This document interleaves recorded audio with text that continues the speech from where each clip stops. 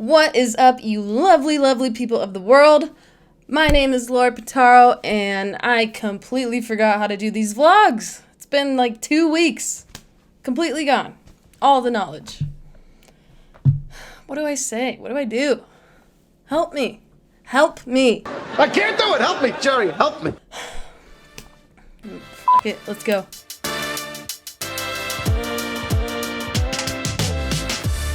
Are you ever editing on Premiere Pro and your footage is just absolutely freaking dragging and you can barely even scrub your playhead through the footage? It's making you so angry, you're just sitting there pounding your head into the freaking wall. Oh my gosh.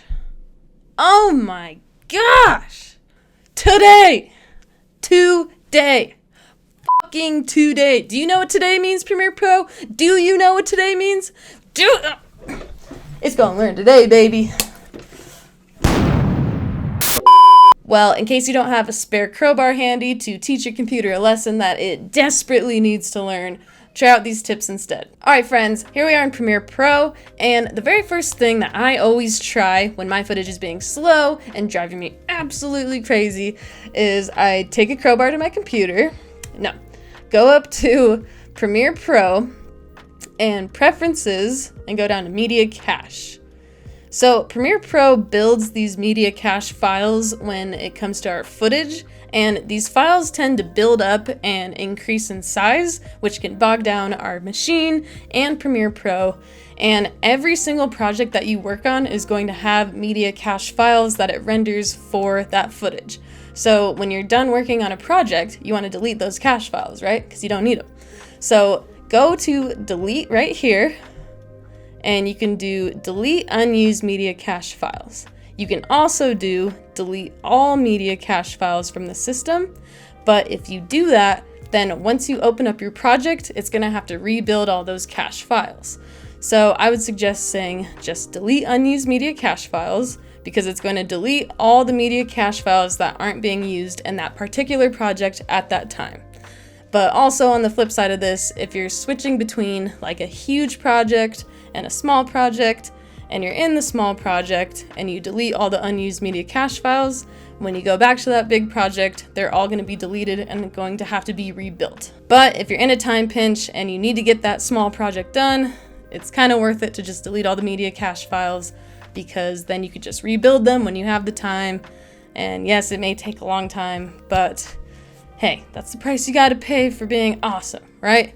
So I will hit OK, and the more you do this, the faster it will go. But if you haven't done it in a long time, then it's gonna take a very, very long time. And then another thing that you can do is you can actually choose where your media cache is stored. So you can browse right here, and let's say that you have an external hard drive that is high speed. This would be a great option to try. I used to do this, but it actually kind of made my system a little slower, because what it did was it had to read off of that hard drive every time I was editing anything, and the hard drive was not high speed. So I would only recommend doing this if you have an actual high speed hard drive. So we're gonna hit cancel and go down to this other section, Media Cache Management. And for some reason, I have it selected as do not delete cache files automatically. But what I really recommend is, having this on and having a set number of days. So 90 days is pretty high, but Adobe just automatically fills that in to be safe, play it safe for you. But I would do about 7 days. So automatically delete cache files older than 7 days. So if I haven't worked on a project for 7 days, it's going to delete it. And that can help a lot, because cache files are kind of something that we always forget about, at least I do, because it's just like something happening behind the scenes. But if you remember to automatically do this, then it should help speed up your system. So we're going to hit OK. And once you've tried the media cache method and it doesn't seem to be working, well, you should be using the media cache method regardless, even if your footage is running slowly or quickly. Good for you if it is. You should be also using this method, where you can actually change your playback speed right here. So if you see at full, I'm gonna play, and Okay, nice. Premiere Pro's not being a total piece of shit right now. It's playing this at full speed, full quality, but let's just say that it's not. What you could do is you can change your playback speed right here. I think Premiere Pro defaults it to half playback speed and quality, so as you can see, the quality looks a little worse.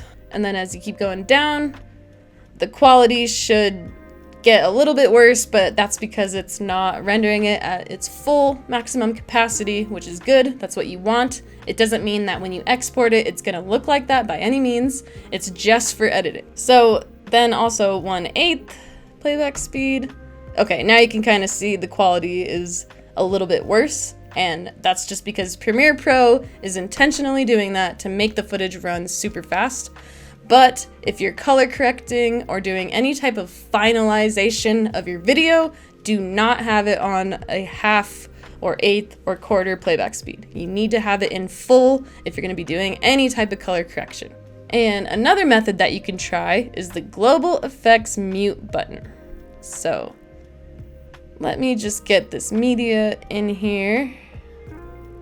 And what the global effects mute button does is it takes off any type of color correction, graphics, any type of element within your video that could be slowing down the footage tremendously. So let's say that this clip is color corrected. We'll just quickly slap on some color correction. And let's say that this is really bogging down our machine, just this color correction alone. So what you can do is go up to this little button and click on it. And as you can see, it took the color correction off, just so that the footage could play back at a good speed that I need it to. But it doesn't mean that the color correction is gone. When you export it, the color correction is going to be on there. Make sure you're being careful with this button, because one time I had this button on and I was trying to color correct my footage once I was done editing it, and I completely forgot that it was on, and I thought that Premiere Pro was just broken because the color correction wouldn't work at all.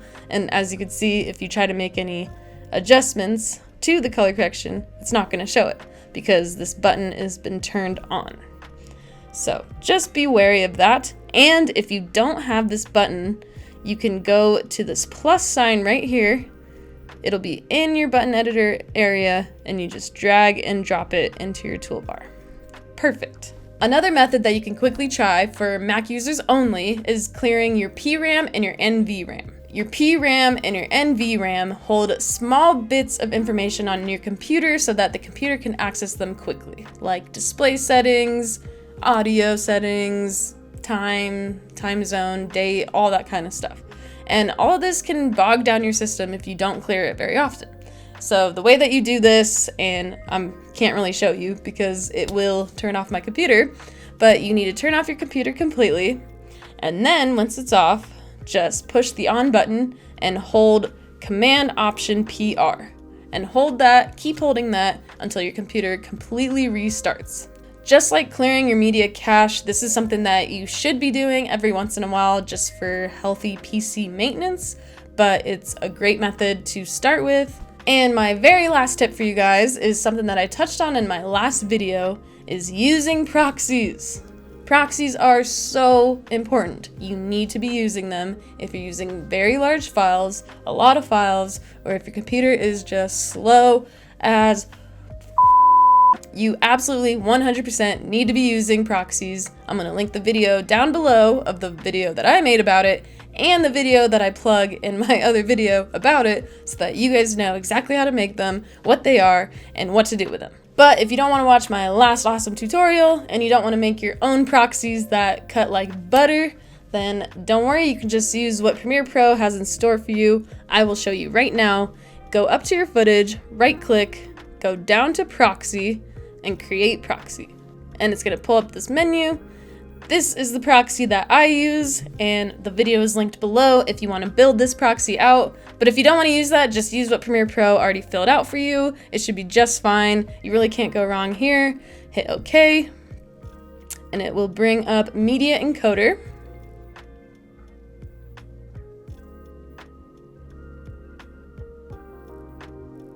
And just like that, it already did our proxy for us. Perfect. That took no time at all. Thankfully, it's just one clip. It'll definitely take longer for you with multiple clips, But once it's been processed in Media Encoder, we can go right back to our clip, right click, go back down to Proxy, attach Proxy, attach, and it will find it for us. It's right there. Excellent. Hit OK, and we have our proxy.